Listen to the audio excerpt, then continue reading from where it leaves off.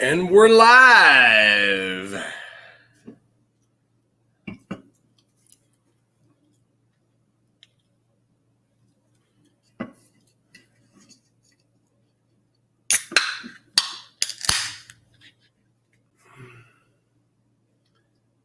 Happy Wednesday.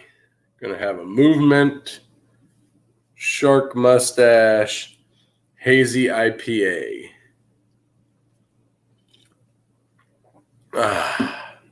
Oh yeah. Who will be the first viewer?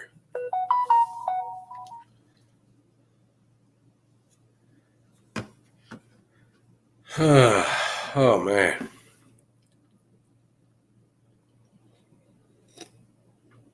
Well, cheers to Wednesday, Mr. Oh, it's Steve. What's up, man?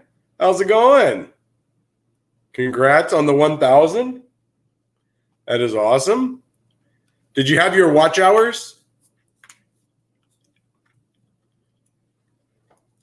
That's awesome, man. That's so exciting. I'm so stoked for you. I couldn't believe when it was like $9.98 and $9.99. I was like, oh man.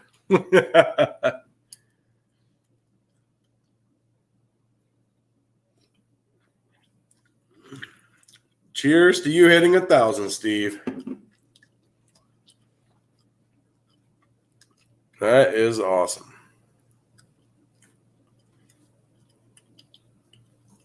Oh man, that's so cool. That's awesome, dude. Good job. It's a little process. It's not too bad. They'll send you something in the mail to verify your address and stuff like that. So a tip, every single time you upload a video, when you go onto YouTube, you can click all of your stuff, right? You put nobody's in here, just me and you. You put your thumbnail and your description and your tags and all that stuff. Well, there's nowhere for there to put monetization in there. What's up, Chris? So after you're done, like when you go to YouTube Studio and you go to your content and it shows all your videos and it shows all the views, that's where you click it and you can click monetization. And there's a way to go in and monetize all your videos. I went through and did all of them one by one and then figured out that I could have hit a button and it would just monetize all of them. So, what's up, Ag Tech? How's it going, man? It's been a couple weeks. Haven't been on in 2 weeks. So, thanks for watching my video, man. That was pretty cool. It's not the greatest go bag, like some guys, theirs are like actual, like they have a bag of tools that they keep in their car or whatever. So, but something keeps beeping in my house. Oh man, so how is everyone? It is Wednesday. What's up, Steven? How's it going? Cheers to Wednesday. Wednesday being over.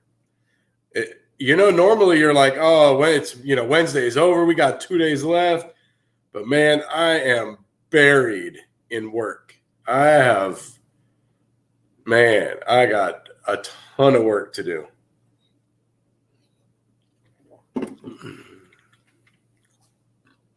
I got a 6.7 Power Stroke I'm working on right now. When I get done with that, I have a timing chain driven water pump on a 3.5 liter Ford. That's like that and a radiator. And yeah, yeah, you got the ultimate go bag right there, Ag Tech. Oh man, then I got a 6 liter that it's a 07 6 liter, and I got to replace like a couple aftermarket filters and do like hoses and a coolant flush and a belt and it's like 3 tie rods and full front brakes with calipers and the U-joints on the front axles and all that stuff.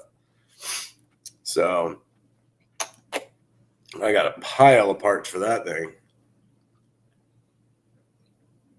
I'm trying to wrap up this 6.7 upper oil pan. So worked out pretty good. I'm making a video on it for people that want to do it at home. Fix It All Paul. What is up? A 96 Corolla Go Bag. You got a 10 millimeter. A 96 Corolla Go Bag. There you go. Dang, that's awesome. That is fantastic. How's your guys' week going? Mine's going crazy. I've got a ton of cars. I've got like big jobs, and every time I turn around, I have to stop and look at one or two or three more.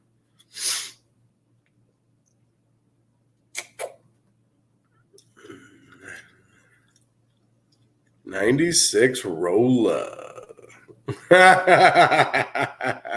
That's funny, Paul. I like that.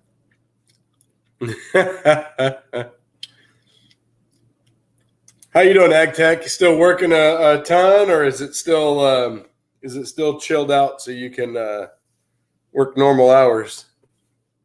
I haven't been on anything. I haven't been on Phil to watch Phil even in a couple weeks. I think I popped on last weekend was my anniversary, so I didn't do anything that day. But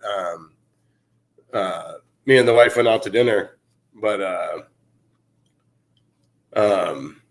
But yeah, the last couple weeks I've been busy taking the kids to the skate park, stuff like that. So, you were in training all day. What kind of training, Ag Tech?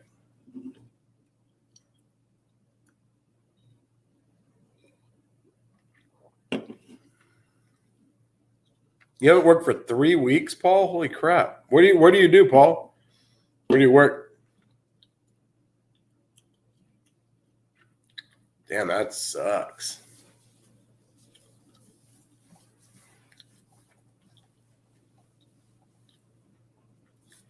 That's a bummer.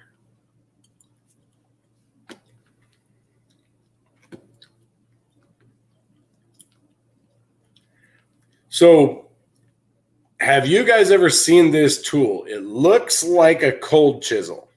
All right. So they could be like, I think it's like there's one that's this long, that long, that long. My coworker has a set from Mac. And okay, welder, fabricator, and mechanic. Okay. But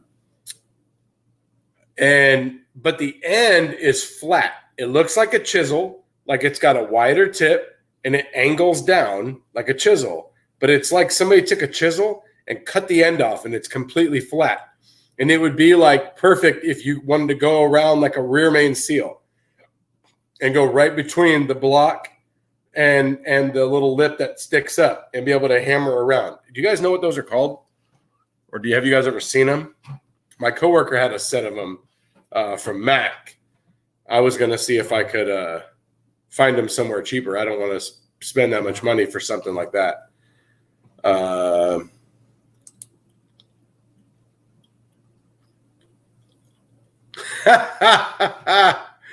Oh, that's my dad, Bill, over there.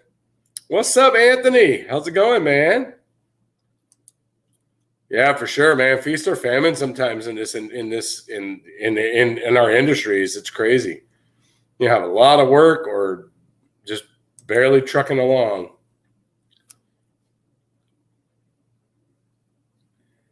Oh, that's a bummer. I hate that when I go to training and I don't get anything out of it. So it's called a seal driver. I tried looking that up. I couldn't find anything. I was trying to Google it just to see. Let me see. Because the only thing I was finding when I did that was it was coming up with the bearing and race driver set. Yeah, see, it's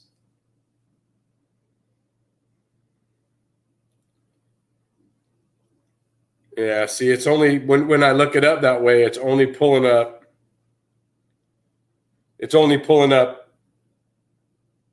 Hang on.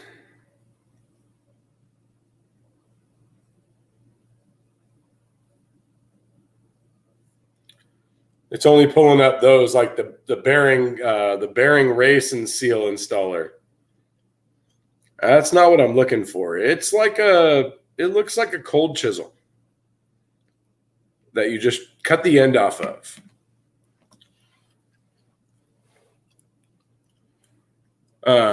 Yeah, no, I appreciate it, Paul. I tried looking it up that way. It did not work. So,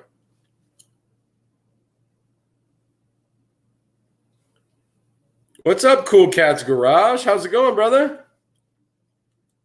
Cheers with the shark mustache. A little local brewery. Got a little hazy IPA.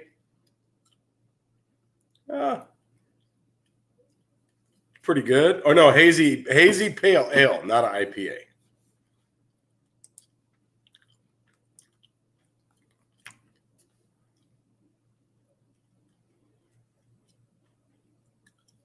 Yeah, I want to find those things. It was awesome. I had to put a rear main seal in the 6.7 that I'm doing the upper oil pan on, and I remember my neighbor had one of those, flat seal drivers or whatever, and I had to use it. I had to help him one day, and so today I was like, hey, can I borrow that thing? And it worked perfect. I mean, it went right around the seal, and it was just like tap tap tap tap tap tap tap tap tap tap tap, and the seal was in. So it was a perfect bearing punch set, huh?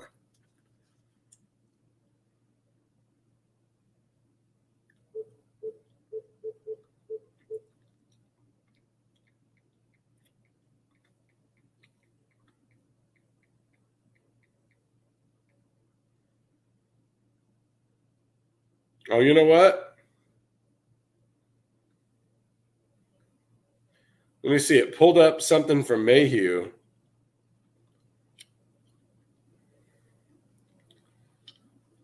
Oh, the Mayhew one is a round. It's a tapered round center. All right.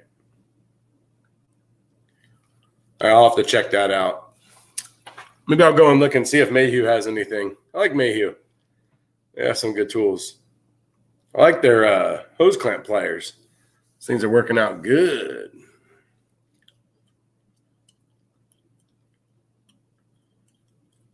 No, it looks like if you took like a cold chisel, right? So the cold chisel comes and it's like, let's say it comes where the round part comes to an end. And let's say the round part is here. And then from here, the chisel would normally be like angled like this. And so it's exactly like that, except for it's like somebody came and cut off that much of it. So it doesn't have a sharp tip on it. It has just it's like that wide and it goes straight across. And it's like, I think the small one was about that wide and then a little bit wider. So it looks like a cold chisel, but it's not. So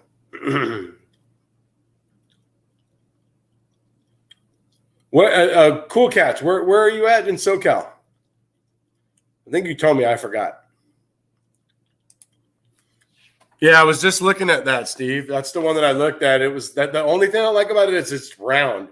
The Mac ones, they taper, so they're actually really small because sometimes when you got a rear main seal, you only have like this much. See, I have round brass and whatever kinds of drifts and punches and stuff, but I like this because it was wider, and so it wasn't putting a direct punch in one spot. So anyways, I'm going to find it. I mean, I guess worst case scenario, I'll get it from Mac, but I'm sure somebody else has to make something.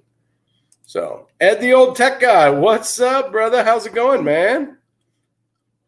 Appreciate you joining the stream.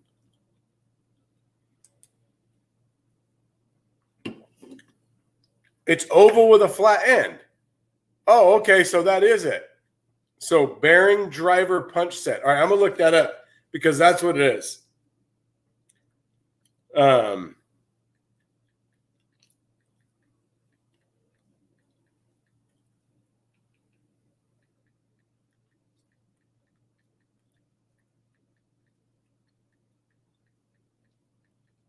Yeah, that's exactly what it is, and it's Mac Tools, so.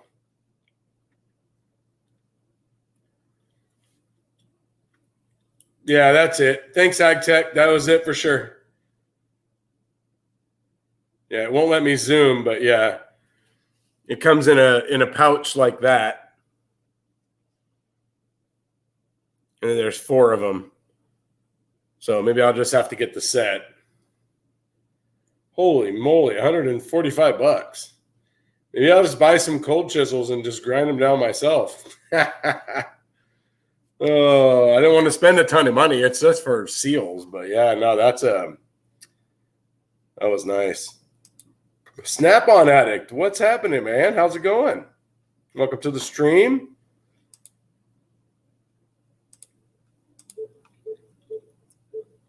Oh, you live about an hour away from Mayhew. That's cool.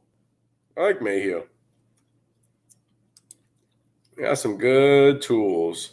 And Mayhew is actually, so Mayhew and Carnage Tools and JTC Tools JTC, they're all the same company. The Mayhew and JTC provide different types of tools, and eventually it's all going to be one big company. But they didn't want to overrun everything with trying to make everything from one company all at one time. How's it going, Josh? What you guys working on this week?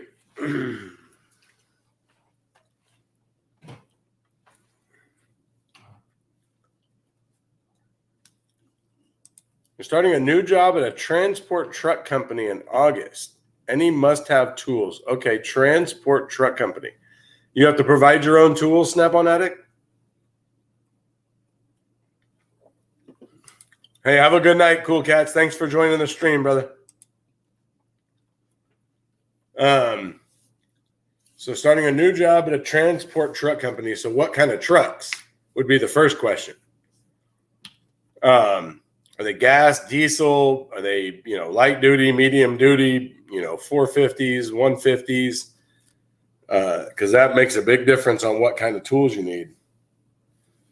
Are you doing all the mobile stuff for them, or are you working at a shop?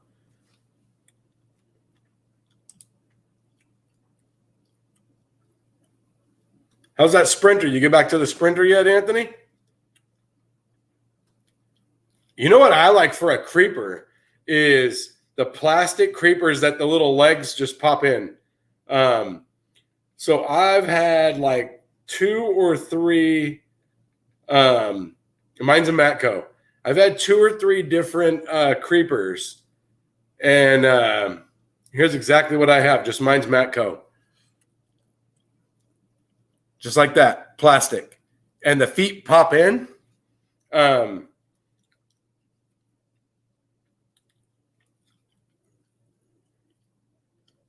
So I've had a bunch of the different kinds of creepers. I've had the kind where the the head part could tilt up, whatever.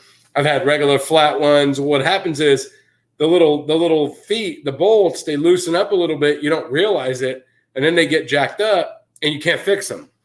And then you end up having to. I had to buy new creepers because they just went to they were unfixable. And with this one, it's plastic. All you do is flip it over and you just pop the feet in, and the feet just pop in. There's nothing to it. And it's plastic, so you're not laying on wood or anything like that. So that's my personal preference. But internationals, heavy duty, and mobile, and in the shop. Well, if you're working on internationals, you're going to need an IPR socket. And Lyle makes a good one. I have a video, one of my diesel videos, my Power Stroke videos. I have a link to a Lyle IPR socket. I know that because Dave, one mechanic, he works on internationals, and he has the same IPR socket. He did a tool review one day, or a tool haul or something, and he was showing the socket, and I was like, oh, it's the same one I have. So it's nice because it's 3/8 drive. So you can, on the Power Strokes, it's hard. On the 6 liters, it's real hard to get back in there. It's a pain in the butt. You're kind of going down and around, and you're trying to break it loose because it's tight. And and the tricky part is when you start using 1/2-inch extensions and universals, it's really hard because you have even less movement.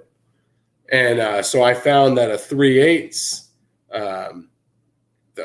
socket gives you more movement and more leverage. I mean, not leverage, but more movement to maneuver around and get it set up.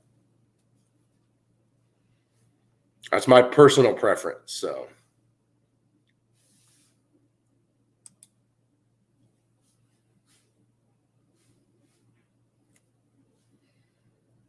Oh, okay. Well, that's kind of good right there. I remember back in the day, man, when sprinters came in, God, I didn't know anything about, I didn't have a lot of diesel experience. And sprinters are hard because go type in a sprinter code in Identifix to see what happens. You ain't gonna find nothing. Go to all data, you ain't gonna find nothing. If you don't know, you don't know. And so we had this one fleet. So when one would come in, I mean, I didn't know what I was doing. Like, God, I didn't even know how to find boost leaks or, and then with sprinters, it's tricky because you don't really understand the code sometimes. The code could be saying lack of boost, but it doesn't always necessarily say that. And so we would have to send them to the dealer a lot of times. And so as soon as it came back from the dealer, I'd run out there and pop the hood and look under the car to see what they replaced so I could start to, okay, all right. So these codes here, this is what they're looking at. This is what they're doing. And then I got more experience, but that was kind of kind of what I would do. Help me out. So 3/4 socket set. Yeah. And I wouldn't buy him a Harbor Freight if I were you. Not 3/4.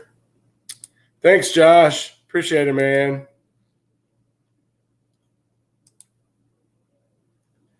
Man, I'm beat. We had a heat wave. We've been having like a crazy heat wave like every week here. Hitting like 113 twice in a row.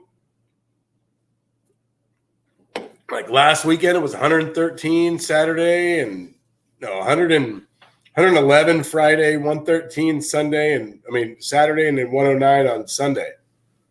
And it's been crazy. We've had some weeks where at least a couple days it hits well over 100 for multiple days. So Tony Kretau,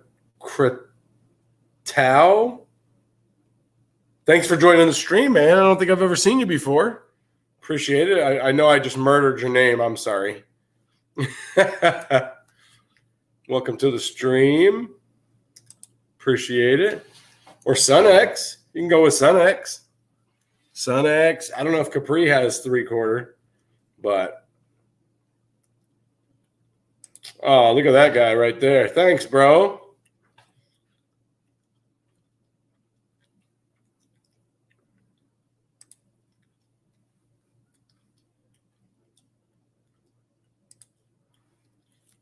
Rain. Oh, that's a bummer, man. We don't get rain here. We don't get rain here until the wintertime. Winter and spring, that's it. Doesn't rain here in the summer ever.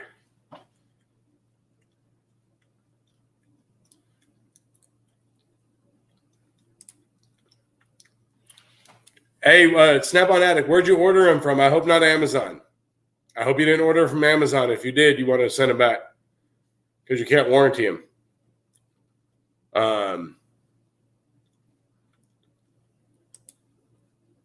Wow. Almost every day this month. Wow. It's crazy. Come to California. Doesn't rain here.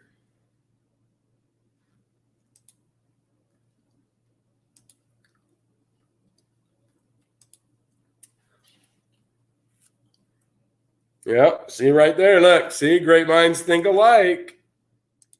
You bought him from the Snap-on guy? Oh, wow. Sold Gray Pneumatic? I never seen that before. Nice. So I don't know about Gray Pneumatic, but I know a lot of the companies like that, Capri and Tecton and stuff like that. I know if you buy them from their website, I believe, okay, aside from the thing where there's a deal somewhere that's cheaper than somewhere else. For the most part, if you buy the tool from their website, you generally will get a better deal. Maybe not on that order, but your next order. So I know Tecton and I believe Capri do it, where if you buy something, you get credit, you get like a bonus bucks or something like that towards your next purchase. And my coworker, we have a young guy, and he's bought some, Capri and Tecton and different stuff like that. And he said a lot of times it's cheaper to do it that way than it is to even buy it on Amazon, or it's about the same price. So you're really not saving much by buying that on Amazon with their deal. So just something to keep in mind. So what is that CP response? What is that, Anthony?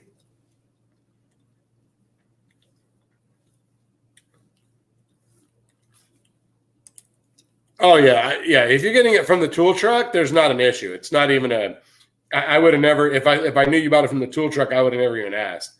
I've had all kinds of stuff, gear wrenches and mountain wrenches and, quite a few things warranted through the tool truck. I bought a lot of that stuff on the tool truck. But I've never had any issues getting anything warranted. Now, what sucked was I had a Baum Tools, BAUM Tools, cam sprocket holder. So the arm was like this, and it had a fixed. It came out like this. One of them was fixed with the handle, and it has like that long, and it sticks out to hold the cams. And then the other one swivels on a nut. Well, the fixed one broke, and my Snap-on guy tried to get it warranted, and Baum Tools wouldn't warranty it. So I ended up buying a Blue Point one. But what's up, Gary? How's it going, man? How was the kid's birthday? Oh, you guys are leaving for Tennessee. Wow.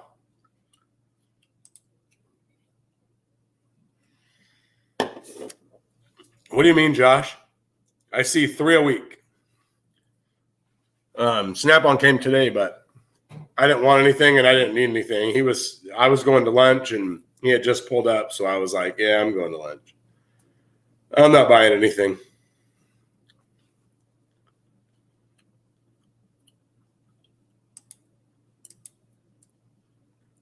Yeah, definitely have a safe race and safe travels, man. How long of a drive is that, Gary, for you guys?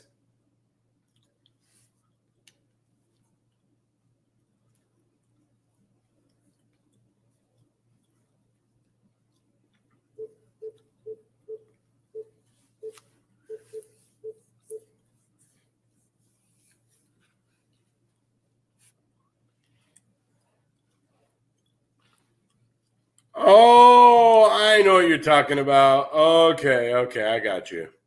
All right. Thanks, Ed. 6.5 hours. Wow. Be safe, brother. Good luck, man. ETR Garage, what is up, man? How's it going? Haven't been on in a couple weeks. It feels weird not being on last week. I think from now on, if I can't hit Wednesday, I think I'm just going to skip because it's too hard. I don't want to, because Jude's on Thursday, and I don't want to create, that's kind of hard when you get on the same night, someone else is on, especially we're friends in the, same group or whatever. And then I don't want to come and steal all of his viewers. No, I'm just kidding. But no, this week I was actually I popped on Jude just to say hi and I ended up getting on there. A Mac roll cart or Jamestown roll cart? I don't know what a Jamestown roll cart is, but yeah, I don't know. I don't know what kind of cart. I don't know what style you're looking for. I don't know. I like my Sunex, but I don't know that I would. I don't think I would change. If I could get, like, if somebody were to give me a free cart right now, I don't think I would change to a different style or anything like that. I love my cart and the way it's set up. So, Matco. Oh, didn't Justin Dow had one of those at one point in time, I think. I remember him talking about it. I know I heard him talking about the Jamestown cart or something.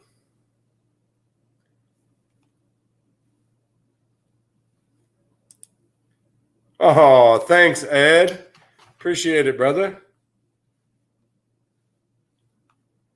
How's the weather out there for you, Ed? In Chicago, Ed? Pretty sure he's in Chicago. It's hard to keep track of where everybody is when you don't know people, like, actually knowing them, talking on the phone. And I always feel bad. Sometimes, like, I want to ask, I'm like, I can't remember. And you're like, hey, what are you going to do? It's like you talk to a lot of people that live in a lot of different places. So, how's the new guy, Anthony? The Apprentice. How's that going?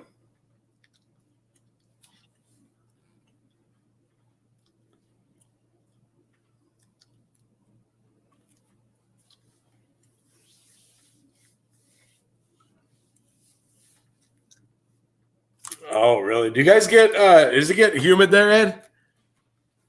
I lived in North Carolina for 10 years, and man, it was, oh God.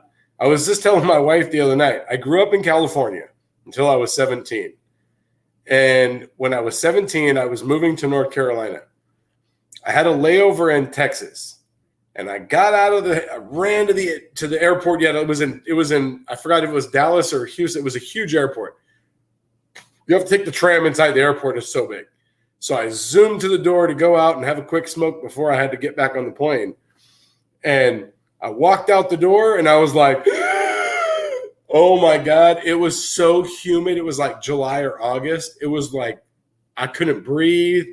And then I got in the plane, flew to North Carolina, and got out, and it was the same way. And I was like, oh, man, this really sucks. From going from never, ever experiencing humidity in my life to Texas or North Carolina or Florida, too, in July or August, oh, my God. So bad. I used to work construction in North Carolina. That was really bad. It would be like 110 heat index. Oh, man, so awful.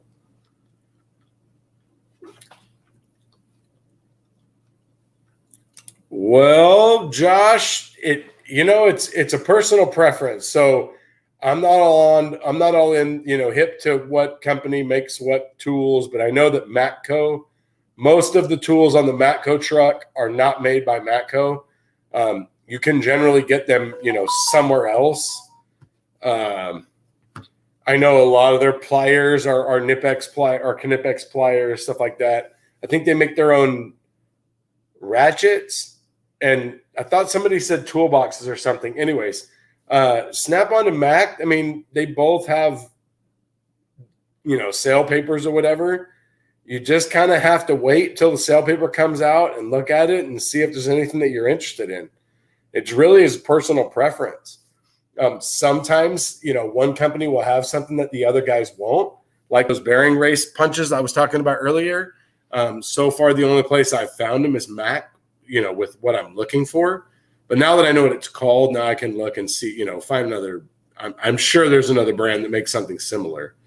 I just got to keep looking, man. It's if you're buying from the tool truck, though, it's expensive. And you got to, you have to be willing to understand that, what you're paying for is for like a job. Like, you're generally not going to buy Snap-on and Mac and, stuff like that to just, have in the garage at home. I mean, because it's expensive. You can get a lot of other different things for a lot cheaper and get a lot more of it. And it worked just great. So I love my Snap-on. I like Mac. I love Snap-on. Snap-on's my favorite company. And I mean, if I could, if funds were of no issue, most of my stuff would be Snap-on. I like their company the best. However, now that I have all the tools that I have, I showed my coworker the other day. I was like, oh, I got a new set of sockets. He's like, really? Why do you need more tools? He's like, you can't even put them in your toolboxes. They just sit on my cart. I have a bolt cart that sits in between my two boxes now. And literally I have 2 sets of sockets just sitting on the cart because I have nowhere to put them. So. Oh, he's working. Okay, sorry. I clicked on this, but I didn't read it yet. He hasn't started yet. I think he's working on it 2 weeks. Oh, okay. Awesome. Well, good luck, man. I think you're going to mold him into some. Well, you can only mold somebody if the groundwork is there. They have to have a foundation. They have to have a strong work ethic and be, minded in our type of work. But you can teach the automotive and truck and forklift and you can teach that work, but you have to be mechanically inclined and you have to have a strong work ethic. Can't teach that. That's something that you just have to have. So my mobile business is going to be better now that I can do it strictly on the weekends. That's awesome, man. What were you doing before during the week? Can't remember. We just talked about this like a month ago.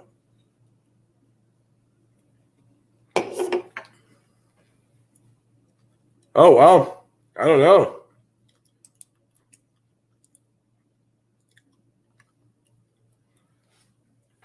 Nice. What's up, Matt Wilson? How's it going, man? We got a big old 5x5. I guess it's a swamp cooler, right? Where it's got the cardboard filter on the back and it just, runs the water down it. It sits right outside my door, my big roll-up door. So usually turn that thing on. I get the best deal from that. Well, it's a give or take. It's a love-hate relationship. I love it because I can turn it on and I'm the one that benefits the most from the swamp cooler. However, I have a big roll-up door open with the sunshine in the door. So that's like the two negatives. The other thing is sometimes when I'm working at the bay right in front of the door, I don't want a big old fan blowing in my face all day. And so I don't turn it on until it gets hot. So it's the only bad thing about having that thing at my bay. What's up, Chef Shade Tree? How's it going, man? A. Murray's in the house. What's up, A. Murray? Siddharth Rawat. What's up, man? Hey, thank you for joining the stream. I appreciate it. New subscriber right here. Thank you very much. Appreciate you joining. Let me know if there's ever anything you want to talk about.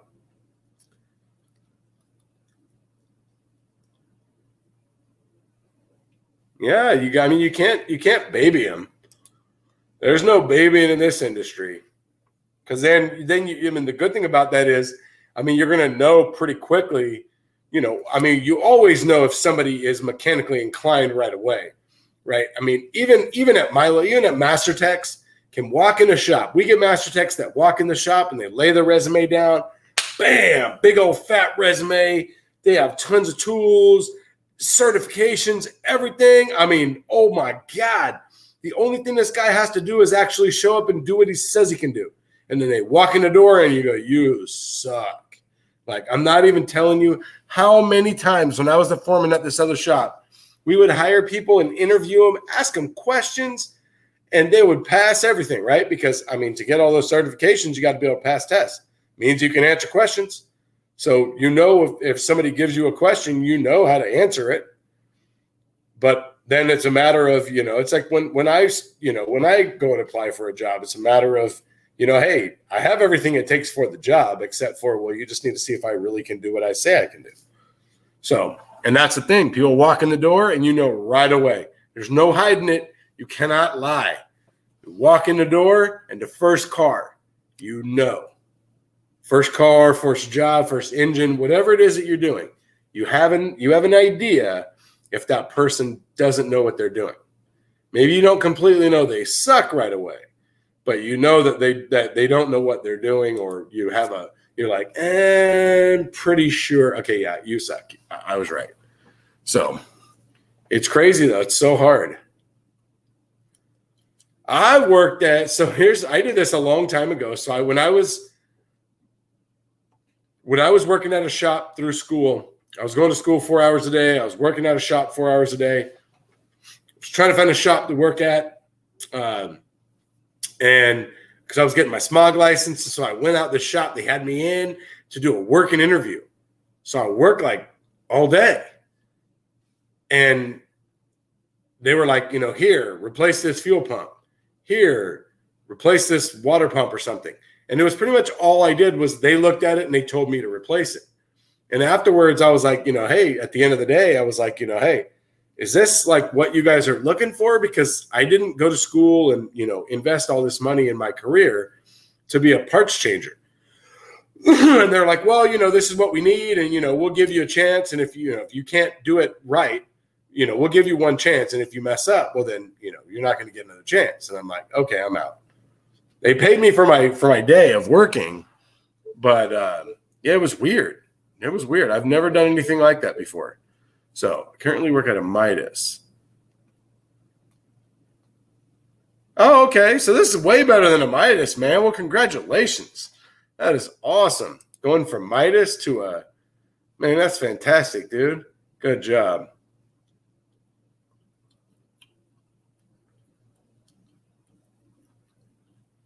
Oh, I bet, man. That's got to be rough.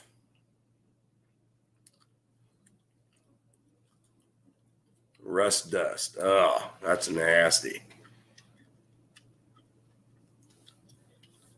Yeah, it's good and it's bad. The other thing,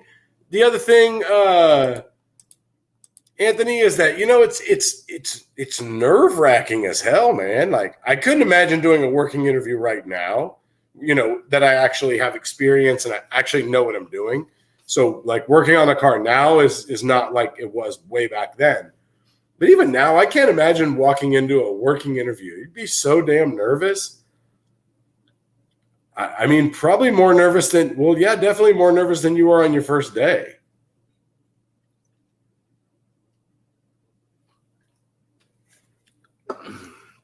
Because, no matter how good of a job you do, no matter how thorough you are, no matter how much you try to make sure that you do everything right and provide all the parts that you're going to need, there's always that one thing or, like this damn Power Stroke. I got this 6.7 Power Stroke.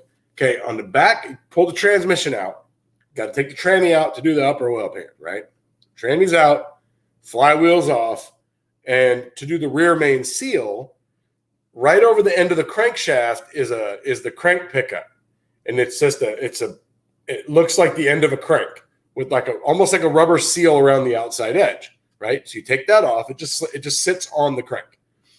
Then you have to pull off the little dust cap on the passenger side, on the driver's side, and unbolt the crank sensor.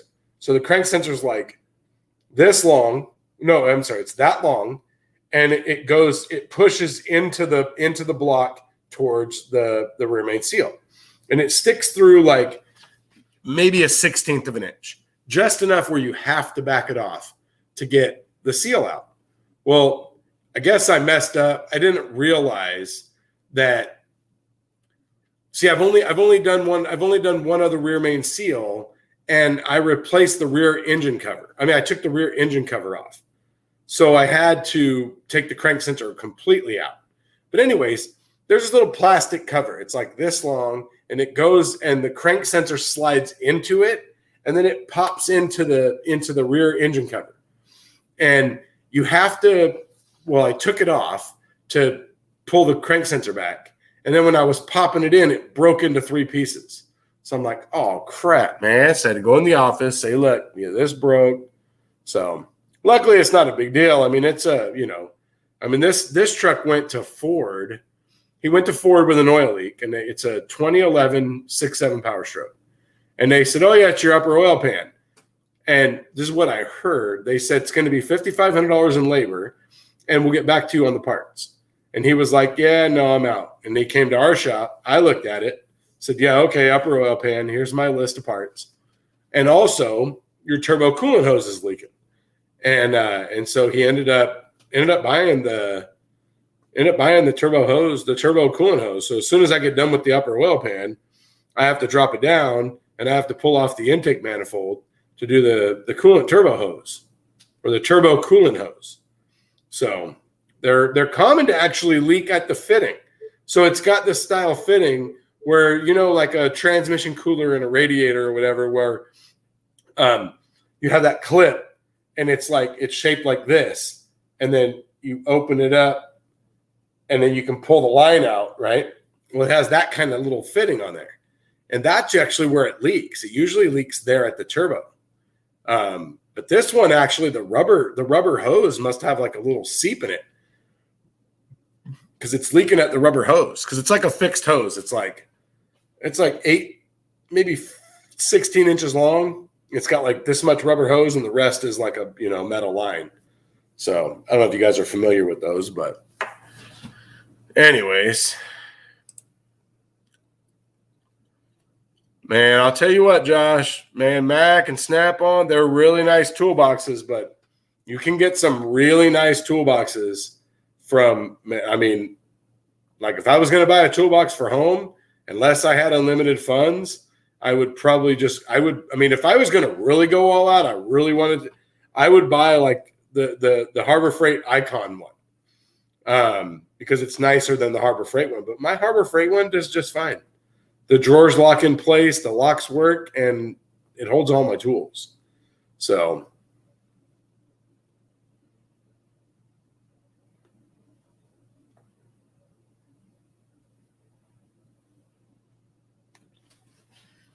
that's just my personal preference.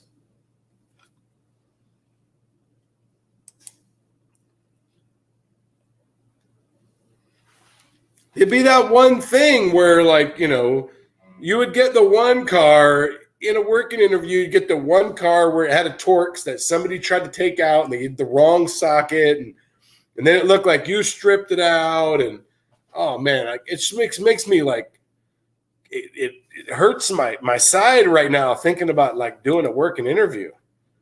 Because you would want to walk in there with, like, confidence, like, yeah, I'm going to kill this. You know what I'm saying? I know what I'm doing. I got no problem. But then, I don't know. But then part of you will be like, yeah, I'm kind of leery. Just want to make sure I do everything right.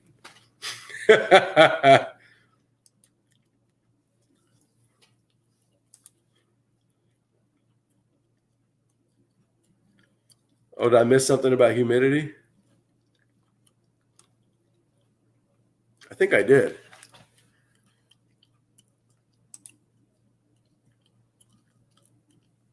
Oh, doing it in the heat. That's a bummer.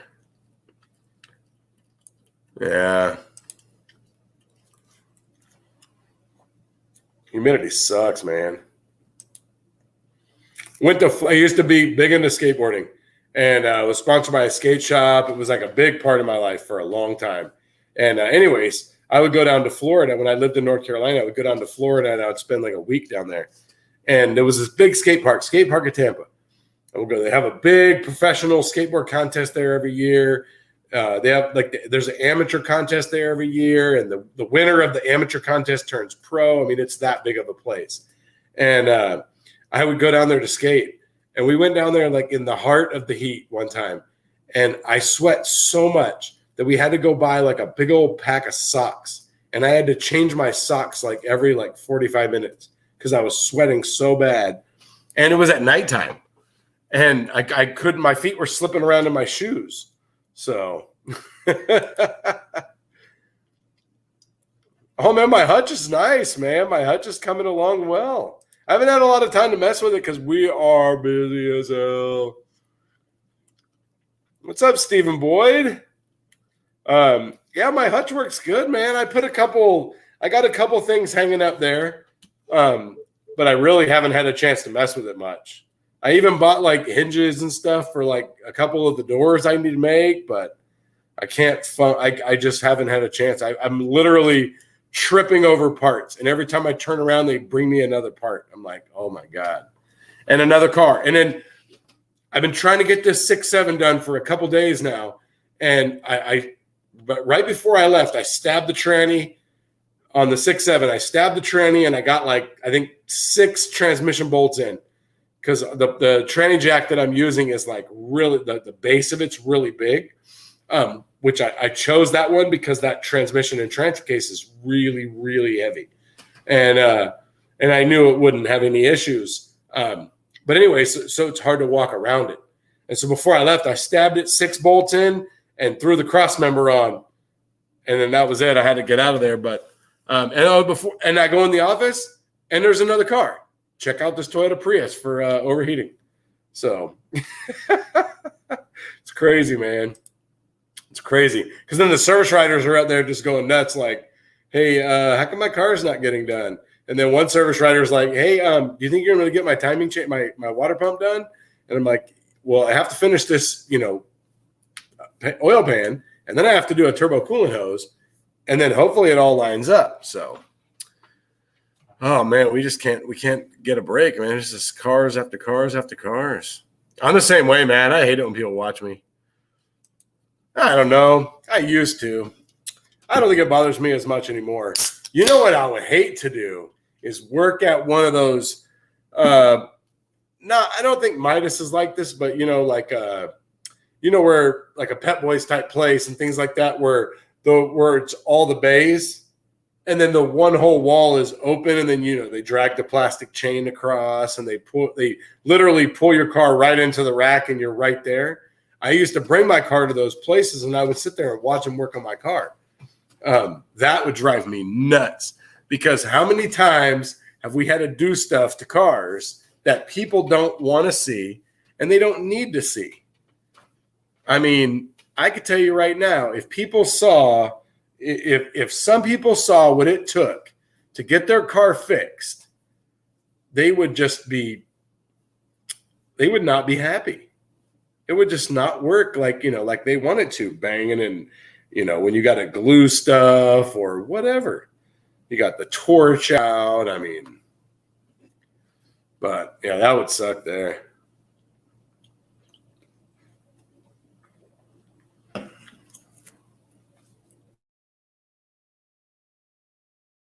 Yeah.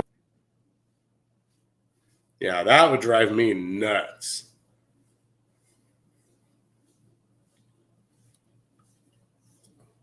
Yeah, for sure. Man, you got an air hammer out there, people go nuts.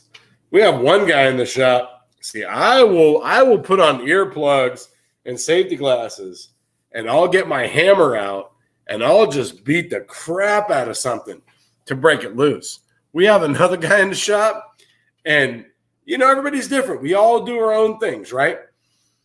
That's what makes us cool, because we're individuals. And there's not one way to do a job. But this guy will air hammer stuff till he's blue in the face. He will sit over there and air hammer to the point where you got to go put like earplugs in, because it's so loud and it resonates through. I'm like halfway across the shop and just going over, constantly and constantly and constantly. And I'm like, oh my God, dude, hit that thing with a hammer. So I don't know. Air hammers are cool. But oh my God! So I one of my coworkers showed me the coolest tool. So it's the same coworker that showed me that OTC control arm S hook. Right? Hook it on the control arm. Put your pry bar through. Pull that control arm down. So I cannot believe how amazing that tool is. So the other day, and he's like a young guy. He's only been doing this like 2 or 3 years. The other day, I walked by and he's like, "Hey, you ever seen these?" And he gives it to me, and it looks like a nut, but it's got like it's got a threaded portion in, and it's got like an indentation. I'm like, no. Oh, and he was working at a Maserati, so I thought maybe it was like some sort of special thing for a Maserati. He's doing control arms, and I'm like, no, what is that? And he's like, oh, it's a special nut for ball joints. So and I didn't realize that there's a lot of companies that make them. I've looked into it since then. CTA, Ausenmacher, all these different companies, they make these. So you take your ball joint nut off and you thread this nut on, and it's got an indentation in it for, close the door, buddy. for your air hammer, and you put your air hammer and you can and then pop the ball joint loose without having to get a puller or anything like that. So if you guys haven't seen those, check them out. I got to get some, but they're not cheap. And you know, it's one of those things to where I've been doing it long enough to know that if like from Ossenmacher, if it's like $120 and you can get it for like 45 from, you know, CTA Tools. I mean, CTA Tools might be like Dorman. Just saying. So you never know. But I definitely don't like to buy something if, you know, if somebody's got, and if it's something that you're beating on, come here, bro. You're sitting there beating on it. You're putting an air hammer on it. I don't think I would want to test a cheap tool. Because, I mean, you got threads involved and everything else. So if those threads defect or anything like that, then you're buying a ball joint. What's up, buddy? Say hi to YouTube land. This is my boy, Price. Hi, YouTube. This is Price Anthony. P. Turtle. Awesome. Bye, YouTube. Bye. So, anyways, they're called ball joint. Oh, man, I forgot what they're called. They're like, oh, God darn it. It took me a minute to figure out what they were called the other day.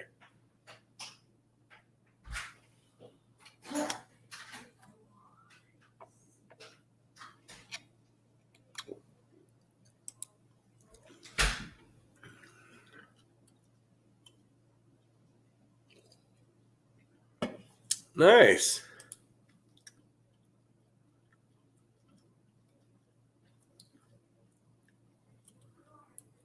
Oh, that would drive me nuts.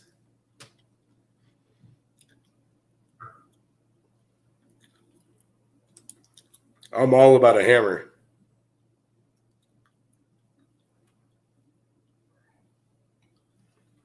Give me a hammer. Man, you know what? You know what tool I have hardly ever used for a long time is a pickle fork. The last time I tried to use that thing, it didn't even work. I was trying to break loose some sort of steering on a power stroke, and it was not coming loose. I mean, I was beating the crap out of it. And actually, I will say the pickle fork actually didn't break it loose, but the pickle fork provided the pressure. So with the pickle fork in there, the pressure that the pickle fork created with the hammer that I was hammering, that caused it to pop. But yeah, a pickle fork by itself, I don't like to use them because they just break the boots and they damage them and everything else. So.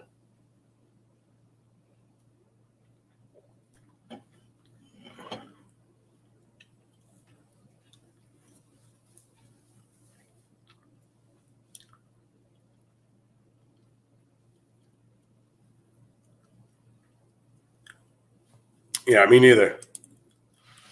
Yep. I'll tell you what, man, that if you guys do any sort of front end work ever, control arms, struts, or anything like that, and you don't have one of those OTC control arm hooks, man, I think it's like $20. And I can tell you right now, that is one of the best investments I've ever made. Oh my God. So check this out. I saw something today I've never seen before. So it was pretty cool. So I have always, so when you're soldering, right? So back in the day, I remember I made my own little, wire holder, and I had just a coat hanger bent like that. And I had 2 alligator hooks, and I would just, bring the wire across, twist it together, alligator hooks, and I would solder it. So anyways, so I bought one recently from Matco, and it's like a magnetic base, and it has an arm that comes off with 2 alligator clips, and it works fine. but anyway, so today Autobahn Dan posted a couple posts about a wiring repair that he was doing. So Matco has one like that, and it's got the same two little clips, but it's got the solder actually comes through the holder, and so the solder, you turn the wheel and it pushes the solder up towards, as you turn the wheel, it brings the solder up to the. So he was able to just hold the soldering iron to the wires and then just turn the knob, and it fed the solder in there. The only thing I don't like about it was it seemed like you wouldn't have as much control over your solder, like when you wanted to start or stop or whatever. But so anyways, soldering clip. Yeah, the one I have is nice.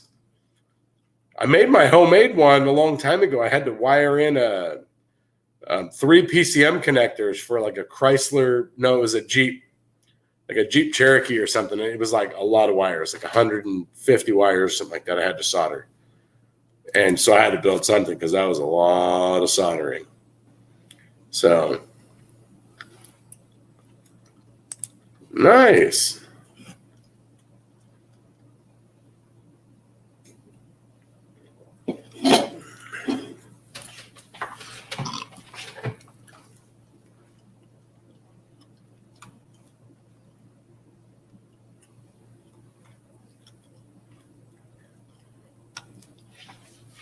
Oh man, I'm tired today. It's hard when it's like over 100 for multiple days in a row. Man, it is taxing. Oh man, so I've had my Air Tools for 16 years. I have my half-inch drive Matco gun, my 3/8 drive Matco gun, Matco 3/8 and quarter drive air ratchets. Excuse me. Air hammer. I bought all that stuff from Matco back when I was in school, and it's all been fine. Now I use my Snap-on half-inch gun that I've bought. Since then I use that as my half-inch gun. But my 3/8 gun I use for any sort of front end work, suspension. All that kind of stuff, transmissions, and my stupid 3/8 gun, all of a sudden, it's got a leak past the trigger. So when you plug in the air hose, all of a sudden the anvil starts turning like slow. It still goes. It still puts power. I use it to break some stuff loose, taking the transmission out. And when I was putting it back, I ran like 6 bolts in with it and double checked it with a ratchet. And I mean, it was tight. So, but yeah, it's a bummer. And of course, Matco didn't show up this week of all the weeks. So,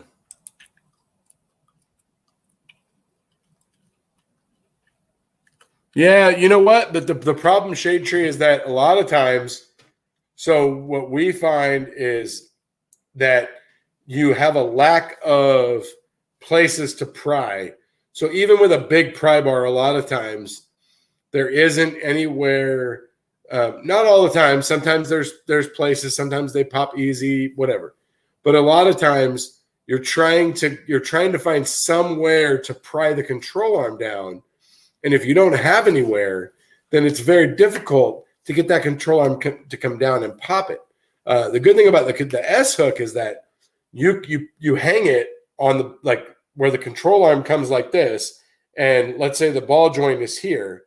You put the S hook in right there, and then you bring your pry bar up through it right here, and then you just pry down, and it pulls it down. And if it doesn't come down, you can hit your ball joint or whatever with a hammer. And with the pressure of the S hook and the pry bar and the hammer, it'll pop and it will come out. So I promise it's man. And I work on many manufacturers of many years. So I actually have used it a lot. What else should you get? Well, what do you have? It's kind of hard when I don't know what you have. So, I mean,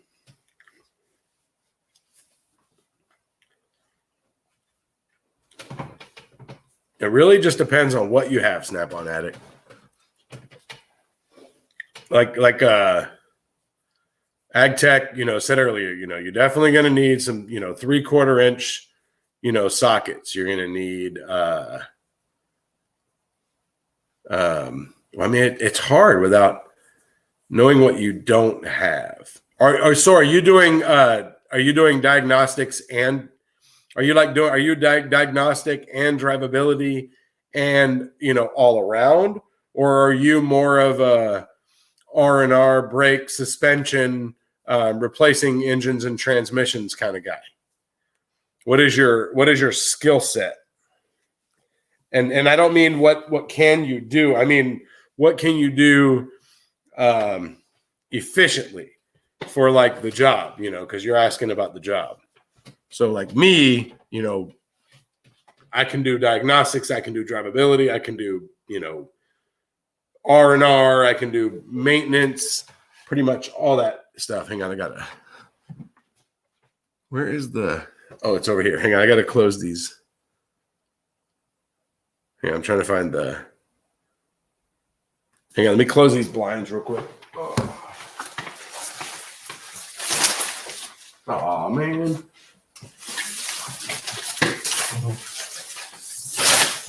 Seriously?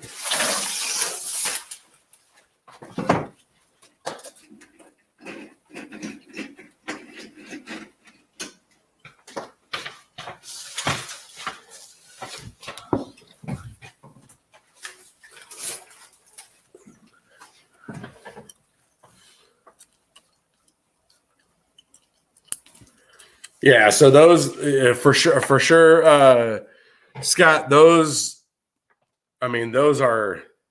It's crazy. It's had I known that it was that good, I would have probably spent $60 on it a long time ago. They're that amazing, and I've had so many cars where you're fighting with it. So.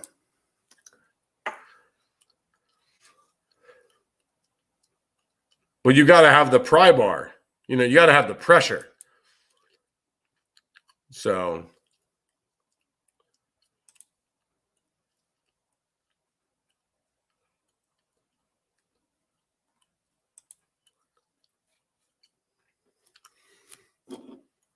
what were you were working on light duty and car before Snap-on Addict? If you were working at Midas, you were mostly working on light duty and car, correct? I mean, I don't know. See, I don't work on internationals. I don't work on that kind of stuff. I don't work on that kind of stuff. But I mean, for the most part, I mean, aside from, maybe some steering and suspension tools or, some bigger sockets, bigger wrenches, stuff like that. I mean, I feel like I could go and work on most things with the tools that I have. I think that if I had to go and, and work on, a little bit bigger stuff, I think I would I would probably invest in a 3/4 inch impact. Actually, I would, if I worked on big stuff, I would have, depending on how big, I would have a 3/4 inch impact at least. Maybe a 1 inch, depending on, air, because a 1 inch impact is only good if you have an air hose that can support a 1 inch impact. But usually the shop, I mean, I've always had, from where I always work, if we're working on anything big enough to need a 1 inch impact, that's a shop tool. But I've never worked on anywhere where we work on that kind of stuff. I mean, I worked at one shop where we worked on a lot of NPRs.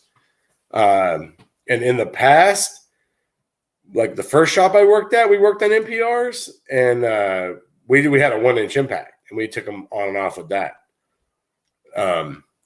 But the one shop I was at where we had a big old fleet of them, man, there was a guy in there with a cordless, like Milwaukee, or Must have been in Milwaukee because he had to tape the battery to it all the time to get it to work. So, a butterfly impact. Are those things any good? Isn't that like a palm nailer for construction? Where you hold it in your hand and it's like a ratchet, but it's like in your hand. What the heck is that? Dude, something in my house keeps beeping. Like a lot. Yeah, I've never seen one of those in person.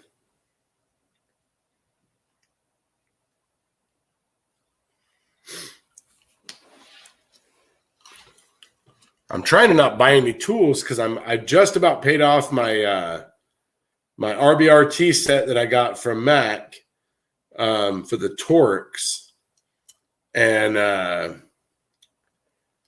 the next thing I was going to buy was going to be the bolt biter sockets, but from Mac in the RBRT. Those are supposed to be really good, and I have a Craftsman set. I have two Craftsman sets. And all of the ones that are low enough, the ones that I use all the time, they're worn out. They don't work. And of course, they're not warranted because they don't make them anymore. They don't make that specific kind anymore. And so I'm kind of screwed on that factor. So.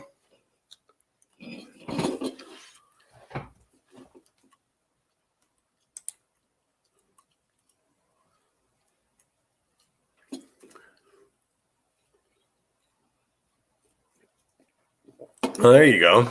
I've seen them before. Are they just in your hand? It's like a handheld, like impact, like I don't know. I'll figure it out. I know I've seen it before.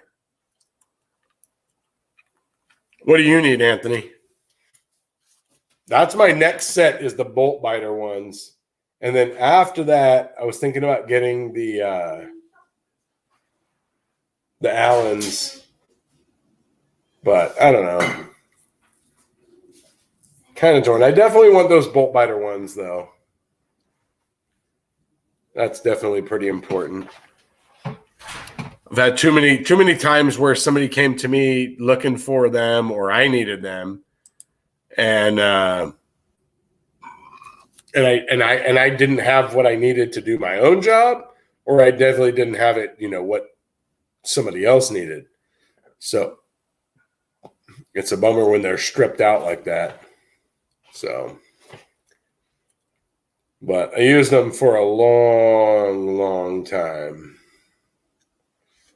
RBRTs are expensive. I mean, if you're going to do RBRT, you really, man, there are so many. They're like really blowing up that line. So the RBRT, I was looking at something and basically it said it like this. Instead of using your Torx, instead of using your Allens, instead of using whatever, use your RBRT sockets. It will prevent them from stripping out in the first place. That's what they claim. If you use them ahead of time, then you don't have to extract. So, but I mean, just like bolts, there's Torx, Torx Plus, metric and standard Allens. There's and then they have mid-length Allens and long Allens and short Torx and long Torx, and there's so many different kinds. You have to really figure out what you're working on, Snap-on Addict, and what kind of bolts you're working on and things like that. So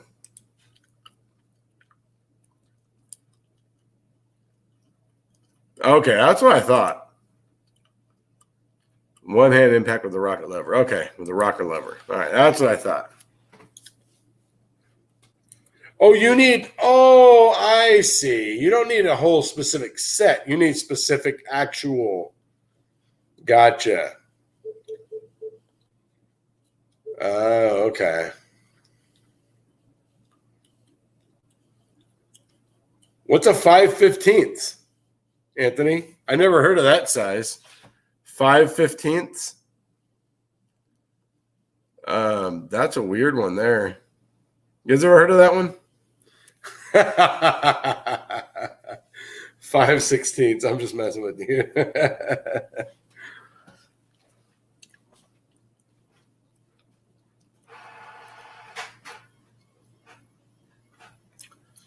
Yeah, I mean, I don't come across that stuff very often. So, Diabolical, what's happening, brother? How's it going, man? Yeah. Well, and Diabolical, that actually brings up a pretty good point.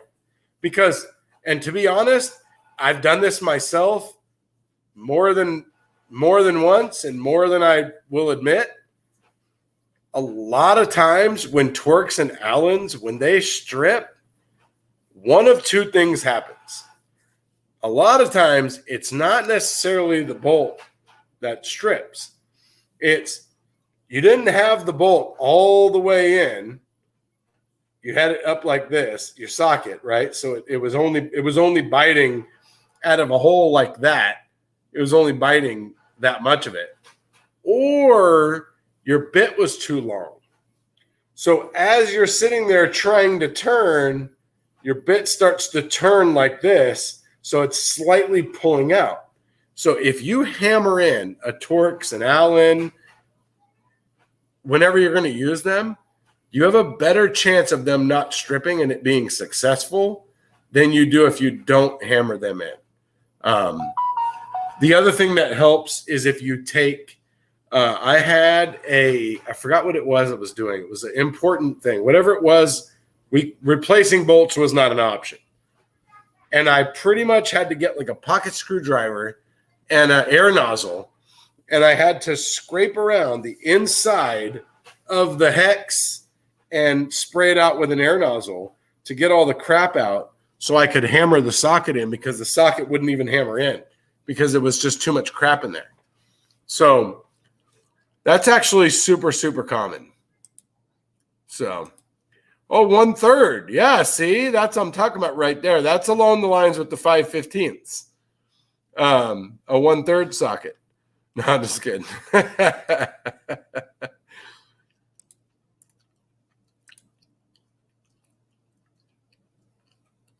Oh, that sucks, dude.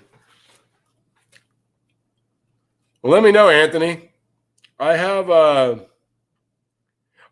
you'd have to buy it on. Oh, you're saying you can't buy it on a weekly basis. Okay, I was about to say we have a truck, but okay.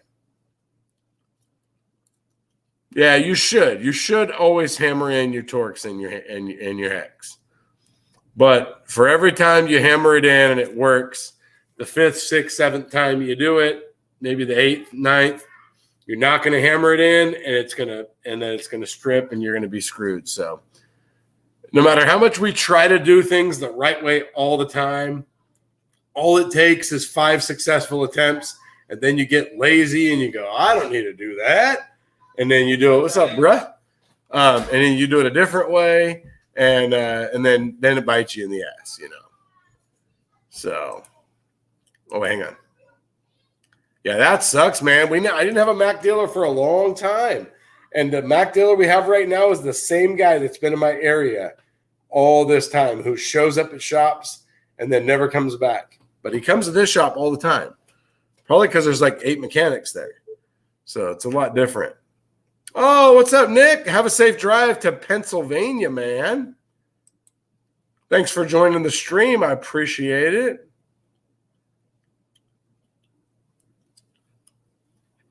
Yep.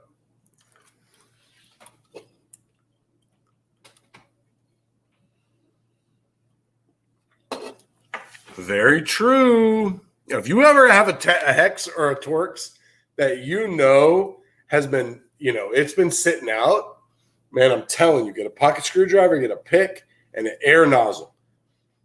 And spray that thing out, scrape it, spray it out, scrape it, get your socket, and then hammer that sucker in with a brass hammer. Just discovered recently, you wouldn't believe how many people don't know to use a brass hammer when you hit your sockets, because you damage your socket if you use a regular hammer. So I learned that because I damaged my socket and I had to have it warranted. And then I remembered, oh crap, I keep hitting this thing with a hammer. Use the brass hammer, doesn't damage your sockets. So yeah, definitely gotta check that. Yep, Anthony, I will. Matt comes tomorrow, so I will try to remember. Hey, Anthony, message me on Insta what you're looking for as far as what sets, because I mean I don't know if you want to buy individual specific ones or if you're looking to buy a set. But message me so I can let my Mac guy know, and then I'll see what it costs. So whether you're looking for a whole set or you're just looking for those ones. So, but shoot me that message and I'll do my best to remember tomorrow. Oh, Nuts, Bolts, Tools. What's up, dude? Not to be confused with Nuts and Bolts with Tone. We have Nuts, Bolts, Tools in the house. What's happening with the itty bitty Knipex Cobra pliers? How are those things? Those things were little bitty. Pretty cool looking. Repair your PC. What is up with the scary ghost? My brass hammers from Snap-on. That's one thing. There you go. Like putting on Dayton wheels. I used to work at a shop, so I have a California brake license and California lamp license. And in California, if you want to get something registered that's salvage title or new construction, you have to have a California brake license, a brake certificate, and a California lamp certificate to get it registered. And so people like to build those little Cobra kit cars. And I've had about 5 of them. Most people are pretty cheap, and they buy the kit car because of how it looks, not because of how it drives or sounds or anything like that, because they don't get most of the stuff that you can get to go with it to make it look like an actual Cobra.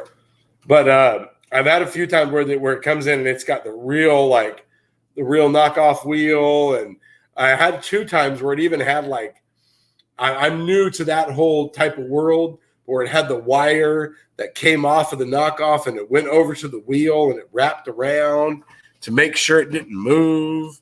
Yeah. So, but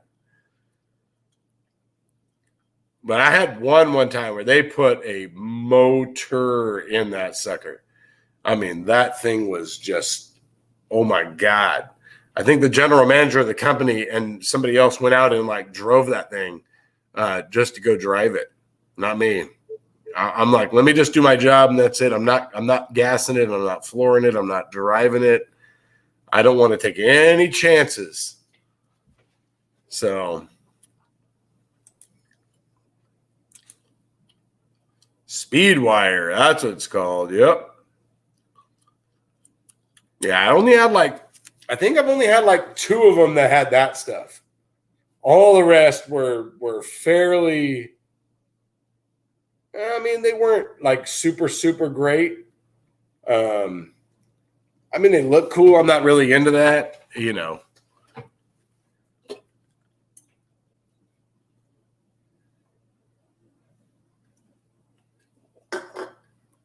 So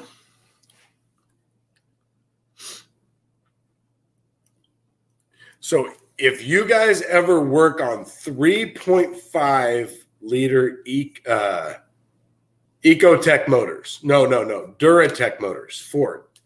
If you guys ever work on one of those and you're doing a water pump and the water pump is timing chain driven, okay, well, recommend a valve cover gasket kit. So you can buy valve cover gaskets. So I'm doing one right now. Well, I recommended one. I'm doing it when I finish the Power Stroke. And you got to pull the valve covers because you got to pull the timing cover and the timing chain to do the water pump. Well, when I got the parts, it was 2 valve cover gaskets and a crank seal. And that was it. And one of the other service writers was like, "Hey, did you not get the kit for it?" And I was like, "I didn't even know there was a kit I was supposed to have." Because there's a bunch of actuators behind there you have to replace. So recommend the kit for it. And some of them are GDI. This one's not GDI, so there's not a high pressure fuel pump or anything. Anyways, recommend the kit for the valve covers because there's a lot of stuff in there you need that I didn't know about. I haven't done it yet, so it's my first time doing one. I know you got to have. Sorry about that.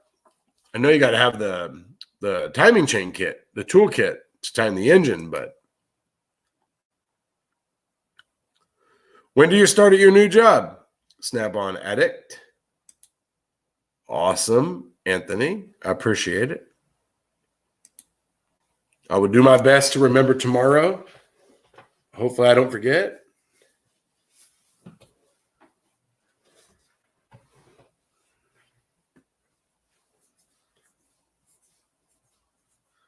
I think we're gonna go to Reno on Saturday. We're just gonna go up for the day to, I think, Circus. Take the kids up there, let them play around, mess around like we're at the circus, and I think it's like a 2-hour drive. So summer is coming to a close. We have, what is it, July 14th? Not sure. There's only like a little, maybe about a month left of summer vacation, I think, for my kids and Mrs. Nuts. She's going back to work. She took the week off of the year off because of the COVID.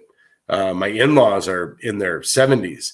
And, when that first hit, they were like, don't be around other people, don't be around elderly people. And so we don't want to take any chances. And a lot of times my mother-in-law, she lives really close to the house. And her and Mrs. Nuts, they're like best friends. They're not even so much like mom and daughter. They're like, they hang out all the time. And a lot of times, my mother-in-law will come over and just hang out at the house and just bring the dog over and just hang out. And the kids, when the little one gets home from school, she'll just hang out with them, And so we couldn't do that. And so, my wife took off the school year because of the whole, unknown and COVID and everything else. So she's got to go back to work. So she started her Etsy business. So she's been like super like busy with Etsy and all that stuff. So, but yeah, she's going back to work in like a month, I think. So, all right, cool. Snap-on Addict. I look forward to seeing it. Let me know when you got that. July 23rd. Nice. So you're done August. Okay. August 3rd, you start at your new shop. Okay. Awesome, man. That is fantastic. No, we have at the shop, Stephen, there's me and 2 other guys that are capable of doing everything. One guy's really good in Euro. He can work on diesels. I'm really good in diesel. I'm not amazing at Euro. And then the other guy, he all around can work on just about most things just like me. I have more diesel experience than he does. And probably more drivability, but overall, pretty even across the board. We get it done. And then we have a lot of, we have guys that can do some diag and do repairs. I mean, so we have a pretty good, well-rounded shop. We don't have like a dedicated, oil changer or anything like that. So we have our guys that do oil changes. But when work sells, they do the work. So sometimes when those 2 or 3 guys, they sell jobs and they're all, in their work that they sold, then we do oil changes. So it's always summertime in California. Small Engines Tools. What is up, man? Thanks for joining the stream. You caught me right as I'm about to get off. Oh, that's a bummer. I'm sorry to hear that, Diabolical. At least it's not like back in the day when it was, a little more unknown. I hope everything goes well. I can't imagine it wouldn't. But yeah, that's scary, man. I remember back in the heart of it, one of my coworkers, his girlfriend got it. And he wasn't at work, and I was all like nutted up, like, oh, he needs to be out for like 2 weeks, and terrified. I didn't want to take any chances on me getting it, my family getting it, or anything like that. This was early on in the COVID. But yeah, super nerve-wracking, man. It's crazy that we've went through this. So anyways, all right, fellas. Well, on that note, I am going to bounce. It is 8 o'clock, and Mrs. Nuts has been up there working her hiney off on her Etsy, and I got to go tell her it is time to quit for the evening, and we're going to hang out. So I appreciate you guys all joining the stream. Anthony, don't forget to send me a message about what you're looking for on the thing. Chicago at church camp. Oh, that's a bummer, man. Well, hopefully everything goes all right, man. Keep me posted.